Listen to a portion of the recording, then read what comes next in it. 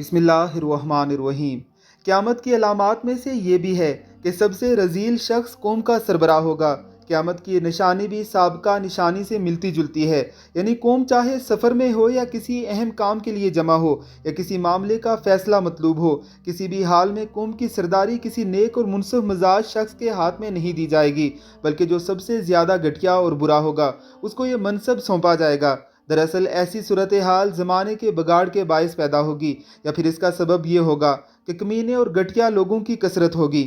آج وہ فاسق و فاجر لوگ اور وہ رذیل لوگ قوم کے حکمران بن چکے ہیں جنہیں نہ ختم نبوت بولنا آتا ہے، نہ ہی ناموس رسالت کے پہرے دار ہیں، گستاخ رسول کو خود اپنے پہرو میں رہائی دے کر دوسرے ملکوں میں بھیجنے والے، اور اپنے ملک میں موجود عشاق رسول پر ظلم و ستم ڈھانے والے، عشق رسول مقبول سے سرشار لوگوں کو پھانسیوں پر چڑھانے والے۔ اب خود اپنے انصاف سے بتائیے کہ کیا یہ رذیل اور فاسق و فاجر لوگ ملک خداداد